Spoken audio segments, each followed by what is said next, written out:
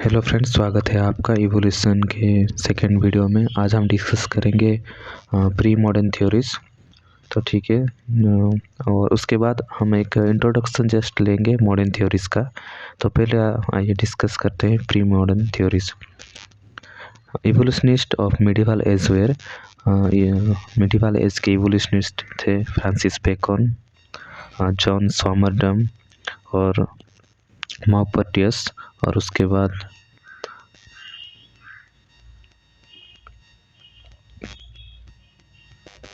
आपका Carlos Linnaeus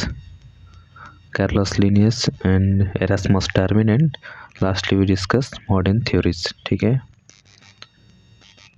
okay. तो पहले स्टार्ट करते हैं फ्रांसिस बेकन से। उन्होंने क्या बोला कि Francis Bacon reviewed Aristotelian ideas and presumed that new species could arise from old species. ठीक है, उन्होंने बोला कि वो क्या किए, वो अरिस्टोटेलियन आइडियाज़ को ही रिव्यू करके उन्होंने ये बताया कि new species could arise from the old species by degenerative process। ये एक ऐसा प्रोसेस है जिसमें क्या होता है कि अगर कोई स्पेसिस में कोई बॉडी पार्ट से अगर उसके नेक्स्ट जनरेशन में वो पार्ट नहीं दिखाई जाएगा, यानी पतित हो जाएगा, नष्ट हो जाएगा, तो उसको हमें डीजेनरेटिव प्रोसेस कहेंगे। तो उन्होंने फ्रांसिस बेकन ने यही कहा कि the new species could arise from the old species by degenerative process caused due to mutability in the species. कुछ म्यूटेशन के वजह से ये होने के चांसेस है, उन्होंने ये बोला।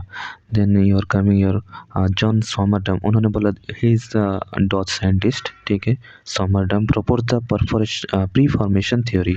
ओके, उन्होंने प्री फॉर्मेशन थ्योरी दिया which says that the ova contain miniature of the adult in pre-formed state। Pre formed state means पहले से ही अडल्ट जैसा दिख रहा है, वैसे ही एक छोटा सा एक फॉर्म में, एक छोटे फॉर्म में अडल्ट ओवा के अंदर रहता है। हैविंग एवरी ऑर्गन्स, जो भी अडल्ट में दिखाई जाता है वही सब ऑर्गन्स और बॉडी पार्ट्स एक ओवम के अंदर रहता है। और दिखने में भी एग्जैक्टली सेम है, लेकिन उसका साइज छोटा रहता है। और then act of fertilisation, union of sperm provides the initiation for growth and miniature grows into adult. वही same miniature form after fertilisation and growth it becomes the grows adult. ठीक है, उन्होंने ये बोला। Then it is your coming your Maupertuis. उन्होंने क्या बोला, he saying that Maupertuis was the first to propose a general theory of evolution. He proposed that hereditary material was particulate and transmitted through both maternal and paternal sides of the family। ये hereditary material बहुत माँ के side से, पिता के side से और माता के साइड से फ्लो होता है नेक्स्ट जनरेशन में। नेक्स्ट उनके इनहेरिटेंस को वो ट्रांसफ़र करते हैं। ठीक है, हेरिडिटरी मटेरियल को बहुत माँ के साइड से और बहुत माता के साइड से और पिता के साइड से ये ट्रांसफ़र होता है hereditary material. He also thought that hereditary character में changed by environment, by the influence of environment the hereditary character में changed.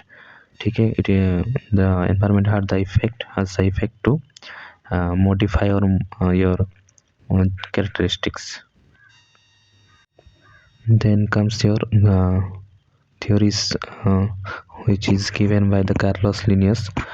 We know that Carlos Linnaeus is known as the father of taxonomy। Next हम जब discuss करेंगे taxonomy के बारे में, वहाँ पर हम पढ़ेंगे ये। ठीक है, ही बिलीव्ड इन स्पेशल क्रिएशन किसने दिया था?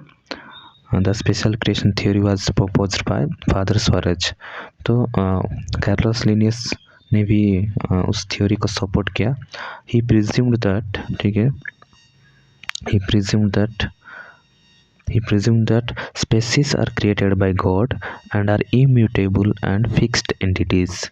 It means species are what we see today are created by God, and there is no changes occurred in the time of creation and now also. ठीक है, तो पहले जैसे ही इंसान बने थे वैसे ही अभी भी है। There is no change occurred in between the time of creation and now also. ठीक है, तो उन्होंने कार्लोस लिनियस ने फादर स्वेरेज का प्रपोज्ड थ्योरीज को सपोर्ट किया था। And then coming your Erasmus Darwin. Erasmus Darwin is the grandfather of Charles Darwin, who gave the first clear statement of the inheritance of the acquired characters. Acquired character means जो भी इंसान acquired करता है उसको acquired character कहते हैं। by any necessities or by any practice what he gain from environment, and that is called your acquired character। पहले से ये नहीं होता है, उसके बाद by environmental process, environmental pressure they can acquire something, some character to survive in the environment, that is called your acquired characters, and according to which effects produced by the environment on the organism are transmitted to the offspring। जो भी acquired characters एक offspring में एक parents में होगा वो ही transfer होगा, वो that will be inheritance to next generation. तो ये बोल रहा है कि एनवायरनमेंट में जो कुछ भी चेंजेस के लिए एनवायरमेंटल मॉडिफिकेशन के वजह से जो भी कुछ चेंजेस आता है ऑर्गेनिज्म में, that will be transfer to your offspring, that is called inheritance. That character may be your acquired character also. ठीक है, then your modern theories, generally modern theories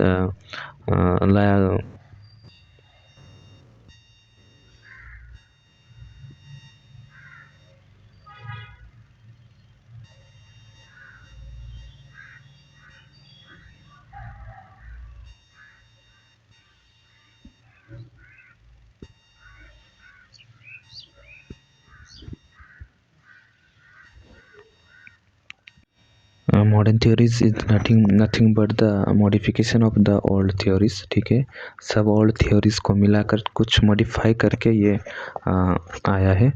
so the contribution made by Lamarck ने जो कुछ भी contribution दिया है evolution के बारे में, डार्विन ने, क्यूवर ने, वाइसमैन ने एंड हक्सले ने, इट इज़ यार great importance since this provoked the real scientific thinking of evolutionary process. ये क्या करता है, जो भी बेसिक हमारा थ्योरीज है वो अगले फर्दर रिसर्च को एनहांस करता है, फर्दर थिंकिंग को, साइंटिफिक थिंकिंग को ये बढ़ावा देता है। तो जाकर हम क्या करते हैं, न्यू थ्योरीज को हम इवेलुएट कर सकते हैं, न्यू थ्योरी को हम डिड्यूस कर सकते हैं। तो it is your basic theories, the old theories, the pre modern theories are the basic theory upon which we can lay the foundation for the modern theories. ठीक है, so it is this theory still